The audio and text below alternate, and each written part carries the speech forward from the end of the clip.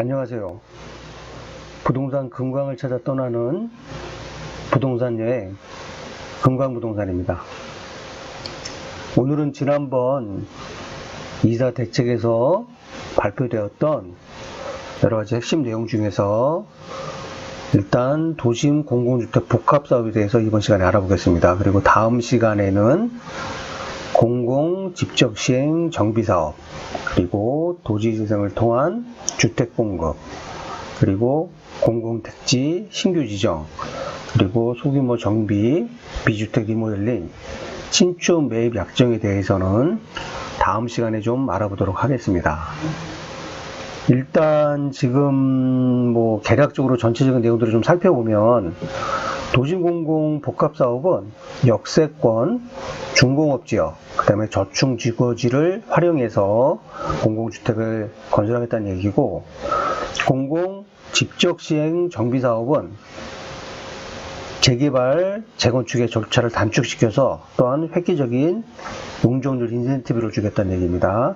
그 다음에 도시재생을 통한 주택공급은 이제 주거재생 혁신지구라고 하는 새로운 지구 지정이 되고, 주거재생 특화 뉴딜, 이런 식으로 도시재생을 통해서 주택을 공급하겠다는 국토부의 야심찬 계획입니다.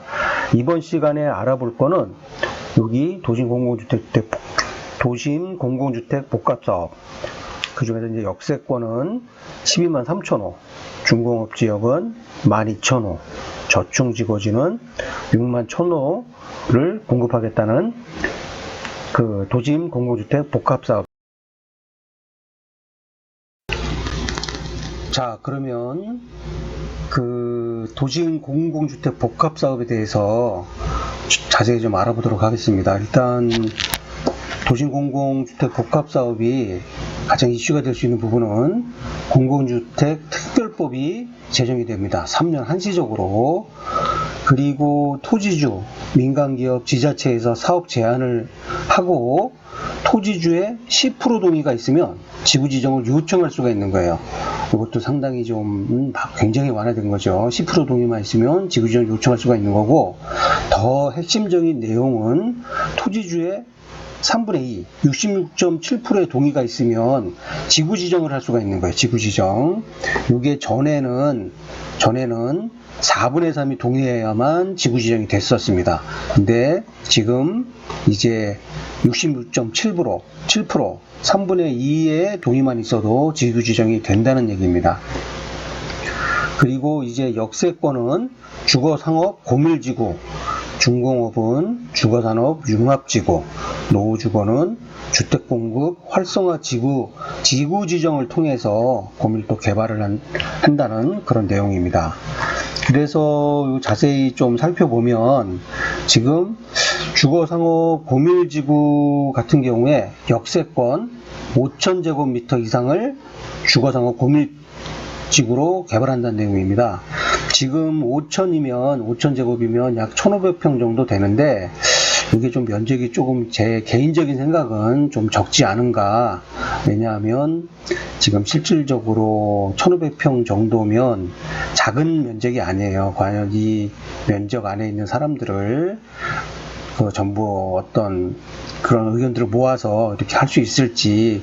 지금 역세권 보면 아주 작은 평수는 30평짜리도 있고 50평 이렇게 있는데, 이렇게 되면 1,500평까지 하려면 한 30-40명 정도의 어떤 조합원들이 있어야 되는데, 그 분들의 어떤 이해 상충들을 얼마나 원활하게 다 조율을 봐서 할 수가 있을지.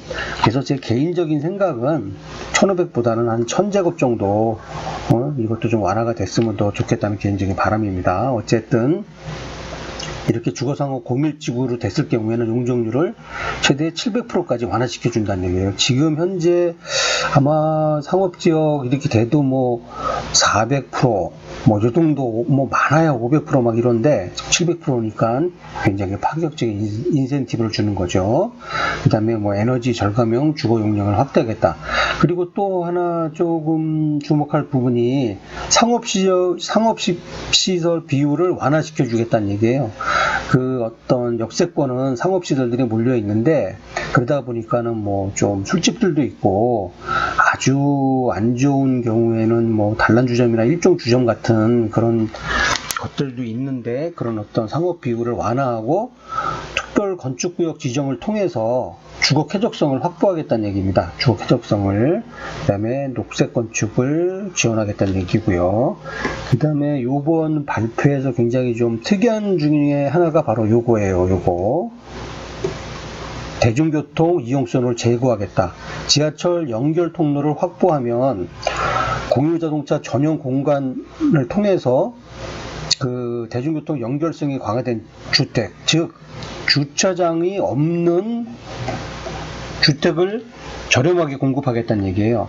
이 개념들을 보면 지금 현재는 어떤 식이든 지하주차장, 지하주차장 해서 이렇게 주차장들이 돼 있고, 지하주차장, 1층 퓨리티 주차장에서 주차장이 필수예요. 근데 개선되는 방향은 주차장이 없는 주택이 있습니다. 주차장이 없는 주택이 있고, 이 주차장이 없는 주택, 요 주택들은 주차장이 있는 주택인데 주차장이 없는 주택들은 바로 지하를 통해서 지하철로 바로 이동할 수 있도록, 이게 역세권의 강점을 최대한 살리겠다는 얘기입니다. 그래서 지금 또 이럴 경우에 그러면 차량의 부족은 뭘로 해결하느냐?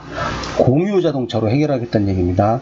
지금 아시겠지만 국토부는 국토교통부예요. 그래서 이번 발표에 이런 어떤 공유자동차의 확대를 통해서 어떤 주차 문제에 따른 주택난도 해결하겠다는 그런 의지가 있어서 이 부분은 상당히 좀 주목할 만한 부분. 자, 그리고 다음번에 살펴볼 사항은 주거산업 융합지구입니다. 이거 역시 지금 좀 많이 좀 이슈가 될 수 있는 부분인데, 중공업 지역에 5,000제곱미터 이상입니다. 마찬가지로 이거는 중공업 지역이에요. 아까는 좀 전에 살펴봤던 거는 역세권이었고요. 이거는 중공업 지역입니다. 그래서 중공업 지역에 청년 벤처기업의 어떤 공유 공간을 조성하겠다, R&D 센터 부지 등 저렴하게 공급하겠다, 이런 거는 조금 관념적인 얘기인데, 이제 조금 이슈가 될 수 있는 부분은 이 부분이에요. 주거산업 융합, 종사자들에게 충분한 주거공간 지원하기 위해 4차 산업 육성 공간 및 입주기업 종사자에 대해서 특별 공급을 실시하겠다는 얘기입니다. 특별 공급을. 이거 같은 경우에는 지금 예를 들어서 네이버라든가 아니면 벤처기업들이 이 중공업 지역에 입주했을 경우에 이 중공업 지역에 입주한 입주기업 종사자들한테는 특별하게 특별 공급을 해주겠다는 얘기예요. 지금 어떤 구로 디지털 단지나 가산 디지털 단지가 중공업 지역의 대표적인 중공업 지역인데, 이게 어떤 테헤란로의 IT 기업들이 많이 이쪽으로 이전을 해왔는데, 최대 단점은 뭐냐면 어떤 그런 IT 건물들만 있어요. 직장들만 있어요. 직장들만. 아파트는 없고 전부 직장들이 있다 보니까 그 아침 출퇴근 시간에 보면 그 어떤 그 출구 자체가 굉장히 정체될 정도로 많은 그 사람들이 몰려들고 있는데, 그거는 어떤 부동산의 가장 근본 원칙이 있죠. 직주 근접에 따라서 직장과 주택이 근접해 있어야 되는데, 전부 그런 어떤 중공업 지역에 기업들만 들어있는 거예요. 주택이 없어요. 주택이. 그런 어떤 굉장히 여태까지 어떤 문제점들이 있었는데, 그런 것들을 해소하고자 그런 입주기업 종사자에게는 특별 공급을 실시하겠다는 얘기입니다. 그래서 준공업 지역이 앞으로 주거와 산업이 같이 되는 굉장히 큰 이슈가 될 수가 있어요. 이렇다고 그러면 지금 중공업 지역이 어디에 몰려 있는가, 어떤 서남권 쪽에 굉장히 좀 주목을 받을 수 있다고 좀 생각이 됩니다. 그리고 다음으로 이제 살펴볼 부분은 이제 주거공급 활성화지구예요. 주거공급 활성화지구. 요건 이제 노후주거지입니다. 요거는 면적이 이제 1만 제곱미터 이상이고요. 이것도 좀 이슈가 될 수 있는 부분이, 지금 생활 SOC 복합화해가지고 지금 어떤 SH공사, 옛날에 주택공사죠. 이 주택의 가장 좀 문제가 되고 있는 것들이 저품질이었어요. 저품질. 아무래도 임대주택이고 그러다 보니까 주택의 질이 굉장히 좀 떨어졌던 것이 사실이었는데, 지금 현재 민간에서 짓는 아파트들은 굉장히 고급화되어 있죠. 그래서 이렇게 고급화되어 있는 이런 민간 아파트들의 공급이 적다 보니까 집값이 지금 굉장히 오른 거예요.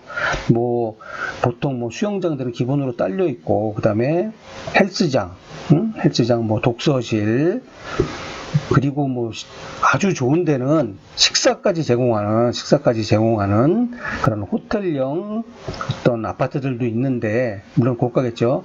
이러다 보니까는 이런 어떤 고급 주택에 대한 수요들은 많은데, 어떤 재개발 재건축이 규제가 돼가지고 수요들은 많은데 공급은 적으니 자연히 가격은 오를 수밖에 없었던 거죠. 그러다 보니까 이 SH 이번에 이제 공공 개발들 하는 SH에서 이제 LH나 SH죠. 여기서 어떤 저층부의 헬스장이나 보육시설, 택배 등을 안전시설들을 만들어서 어떤 공동 이용시설에서 주택의 질을 굉장히 고급화시키겠다는 얘기입니다. 고급화시키겠다는 거. 그래서 굉장히 이 부분도 좀 이슈가 될 수가 있고, 그 다음에 이거는 이제 어떤 역세권들이나 중고급은 이제 고층 고밀이라고 그러면 여기 이제 어떤 노후주거지 주택 공고 활성화 지구, 이것도 마찬가지로 지구 지정입니다. 이런 경우에는 중층 중밀이에요.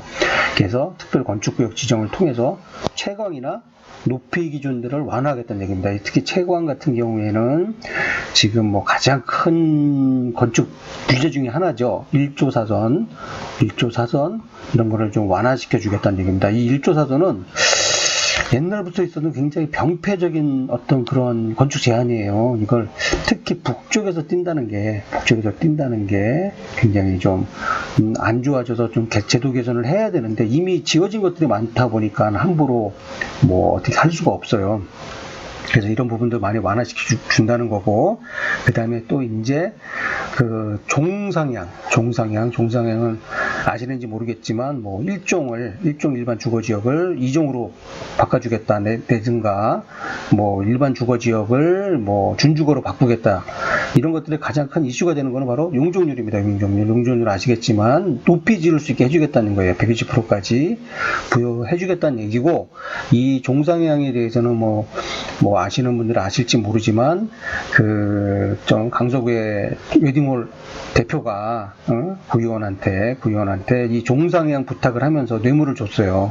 근데 구의원이 그걸 지키지 못하다 보니까 계속 뇌물을 되돌려 달라라고 계속해서 압박하고 그러다 보니까 그 웨딩홀 주인을 친구를 통해서 청부 살해했던 그런 사례까지 있습니다. 그래서 이 종상향이 굉장히 이건 재산적인 가치를 엄청나게 늘리는 거니까 결국 용적률 싸움입니다. 용적률 싸움. 그러다 보니까 어떤 그런 아주 파격적인 인센티브를 공급해 주겠다라고 이번에 지금 국토부에서 발표한 겁니다. 그리고 뭐 또 이런 노후 주거지가 중고급 지역일 경우엔 준주거로 이제 전환시켜 주겠다, 마찬가지로 종상향을 시켜 주겠다는 얘기입니다.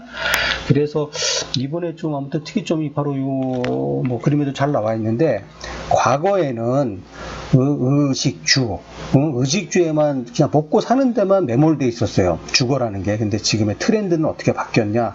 뭐 영화도 보고 음악도 하고 뭐 게임도 하고 뭐 그림 미술도 하고 뭐 이런 식으로 해서, 저 같은 경우에도 지금 손님 중에 지금 자기 방에 뭐 노래방을 실제로 만든 분도 계세요. 노래를 워낙 좋아해서. 그리고 뭐 게임방, 이런 것들도 요즘 뭐 젊은 친구들, 신혼부부들 같은 경우에는 이런 게 필수더라고요. 그게 어떤 뭐 이제 먹고 사는 데만 치중되는 게 아니라 어떤 자기 삶의 어떤 질을 더 좀 강화되는 쪽으로 많이 주거 트렌드가 바뀌고 있습니다. 그러다 보니까 이런 저층 주거지가 위는 주택이 되고 밑은 생활 SOC, 그러니까 같은 건물 내에 뭐 예를 들어서 여기에 저기 어린이집도 있고 뭐 수영장도 있고, 뭐 나아가서 뭐 내려가서 뭐 밥을 먹을 수 있는 뭐 식당이 있다든가, 이 식당에서 뭐 식사를 제공할 수도 있고, 물론 이제 뭐 어떤 비용을 지불해야 되겠지만 이런 쪽으로 상당히 고급화시키겠다는 그런 전략입니다. 그리고 이제 이런 것들 대표적인 것들은 주상복합이라고 그러죠. 주상복합. 이런 식으로 한 건물 내에서 모든 생활이 가능할 수 있도록 그런 쪽으로도 좀 강화시켜서 이제 어떤 여러 가지 인센티브를 주겠다는 게 국토부의 이번 발표의 핵심 내용들입니다. 자, 그러면 이번에 이제 도시나 건축 규제 완화 사항에 대해서 자세히 살펴보도록 할 건데요. 먼저 이거 뭐 말씀드리기 전에 이런 내용들이 좀 좋다면 좋아요, 구독, 시청 좀 많이 부탁드립니다. 실질적으로 지금 이런 어떤 정부 대책들이 나오면 그 전문가나 뭐 유튜버들이나 뭐 블로그 하는 사람들이 이런 내용이 뭔지를 잘 모르더라고요. 잘 모르고 그 김현미 장관의 가장 큰 단점은 전문성이 없었어요. 전문성이 없다 보니까 이게 뭔지 뭐 막말로 뭐 똥인지 된장인지도 모르고 무조건 투기꾼들 때문에 집이 올랐다라고 막 그렇게 해서 투기꾼들만 쥐잡듯이 잡고 그러면서 벼룩 몇 마리 때문에 초과상가를 다 태워버린 그런 형국입니다 지금.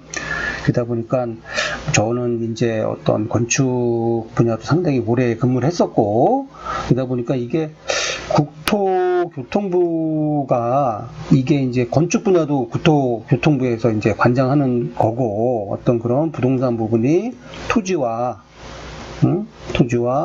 건물이 같이 융합되어 있는 그런 재산이다 보니까 이런 건축 분야 이런 것도 굉장히 중요해요. 결론은 이번 대책의 핵심은 용적률입니다. 용적률. 그래서 이 불인이들, 부동산 초보들은 용적률이 뭔지도 잘 모르더라고요. 모르는데 이 용적률을 완화시키겠다는 게 가장 핵심적인 내용이고 앞으로 지금 며칠간에 거쳐서 이 이후에 이제 핵심되는 내용들을 더 자세히 설명을 드릴 거예요. 그래서 보시고 뭐 정말 어떤 아마 도움이 될 겁니다. 이 정도까지 분석을 한 걸 제가 보질 못했어요. 그리고 저도 발표가 났을 때 며칠을 좀 지켜봤습니다. 뭐 내용이 워낙 그 보도자료 자체도 몇십 페이지가 되더라고요. 몇십 페이지가 되는데 이걸 일일이 다 뜯어보면서 이게 무슨 얘기지 조금 어려웠던 부분들도 있었고 어려웠던 부분이 있었는데 이건 이제 다 이해하고 이제 굉장히 함축시켜서 말씀드리는 거니까 이런 내용들이 상당히 좀 도움이 되고 그러면 구독과 좋아요 부탁드립니다. 그리고 계속해서 구독하시고 이렇다면 제가 분명히 말씀드리지만 제가 어떤 부동산이나 건축 분야에서 한 30년 정도 종사하면서 알게 된 모든 노하우를 알려드릴 테니까 좋아요, 구독 부탁드립니다. 자, 그러면 이제 좀 구체적으로 좀 살펴보겠습니다. 일단 지금 역세권 아까 말씀드렸지만 5,000제곱 이상입니다. 5,000제곱 이상의 준주거 상향에서 준주거 지역 상향 조치해주겠다고 따르고 법적 상한 140%까지 용적률을 상향해 주겠다는 겁니다. 이거 구체적으로 이걸 살펴보면 2종이 지금 현재 용적률이 200%예요. 3종은 250%고 준주거 400%인데 2종, 3종 다 포함해가지고 700%까지 용적률 상향해 준다는 얘기니까 거의 지금 일반 주거지역 같은 경우에는 근 3배가 됩니다. 3배가 넘죠. 200%면 200%면 3배하면 600%인데 굉장히 파격적인 겁니다. 그 대신에 제가 우려하는 부분은 어떤 고밀 개발이 되면서 단점은 이제 너무 과밀해지지 않을까. 그럼으로써 어떤 교통에 대한 대책이 반드시 있어야 된다라고 좀 판단을 하는 부분입니다. 이런 쪽에 있어서 어떤 공유 차량도 앞으로 굉장히 좀 확대가 돼야 되지 않을까라고 좀 판단하는데 이제 정책이 어떤 식으로 흘러가야 될지 좀 지켜볼 상황입니다. 그리고 이제 아까 그런 얘기 드렸지만 이 상업 비율을 상업지역 어떤 이제 상업지역이 이제 뭐 가장 주거지역으로 좀 안 좋은 것들이 뭐 접대부가 고용되어 있는 뭐 유흥주점 같은 거 일종 주점이라고 그러죠. 이런 곳까지 있고 이러다 보면 밤거리가 굉장히 좀 안 좋아요. 그러다가 보니까 이 역세권에 현재 지금 뭐 역세권에도 많은 주상복합들이 좀 들어서고 있는데 너무 그 상업지가 좀 번화하게 발달되어 있으면 그런 주거지로서 여건이 좀 안 좋은데 그런 상업 비율을 10%에서 5%로 줄이겠다는 얘기입니다. 그래서 지금 준주거의 상업비용은 10%에서 5% 줄이고 상업지역은 20%에서 10%까지 좀 상업 비율을 좀 줄이고 주거 비율을 좀 높이겠다는 그런 얘기입니다. 그리고 그런 얘기 드렸지만 주차장 문제도 아까 공유 차량 이용해 가지고 바로 집에서 지하철역까지 바로 걸어가지고 갈 수 있는 통로들을 뚫게 되면 이런 사람들은 이 주차장은 공유 면적이에요. 공유 면적. 내가 이제 이 부분을 뭐 불인이들 아실지 모르겠지만 아무튼 전유가 있고 공유가 있는데 이 공유에 뭐 이제 계단복도 주차장이 되는데 이 주차장이 없게 되면 집값은 싸지겠죠.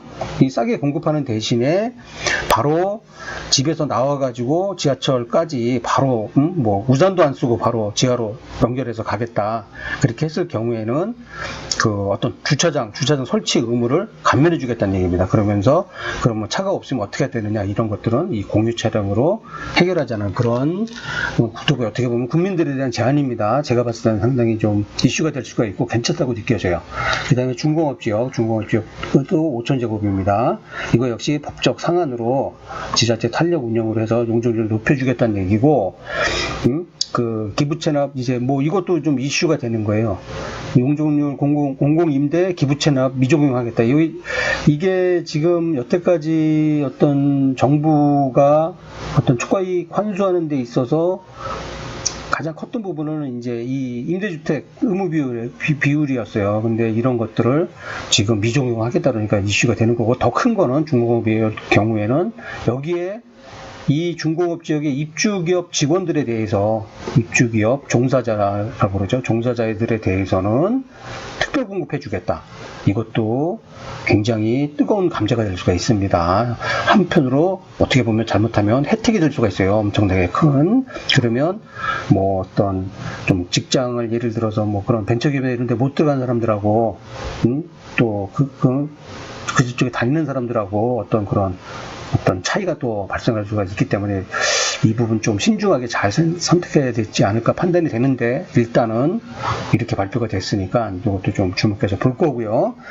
그 다음에 저층 주거지 같은 경우에는 1만 제곱 이상입니다. 이것도 지금 면적이 좀 너무 커요. 1만이면. 근데 일단은 뭐 발표는 1만 됐습니다. 이것도 종상향하고 상한에 120%까지 주겠다는 겁니다. 이거 마찬가지로 구체적인 내용을 살펴보면 2종 200%고 3종 300%인데 사실 지금 이렇게 건축 설계나 이런 것들 해보면 2종하고 3종이 큰 차이는 별로 없어요. 큰 차이는 별로 없는데 2종은 건폐율이 넓은 대신에 용적률은 작고 3종은 건폐율이 작은 대신에 용적률이 높고, 이래서 이제 따지면 3종이 좀 좋긴 하죠. 3종이 좀 좋긴 한데 이 큰 차이는 없어요. 그러니까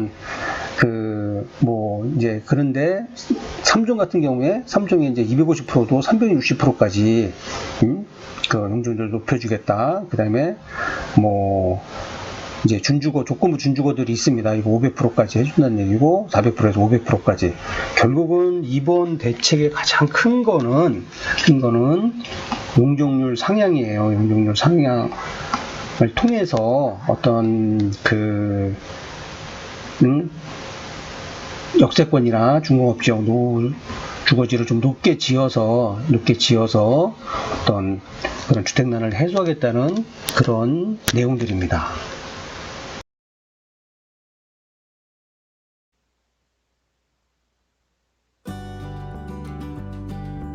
자, 지금까지 부동산 여행 어떠셨나요? 앞으로도 알차고 소중한 내용으로 찾아뵙겠습니다. 화면 왼쪽과 아래쪽에 관련 영상 참조하시고, 특히 화면 오른쪽 상단에 구독 버튼 꼭 눌러주세요.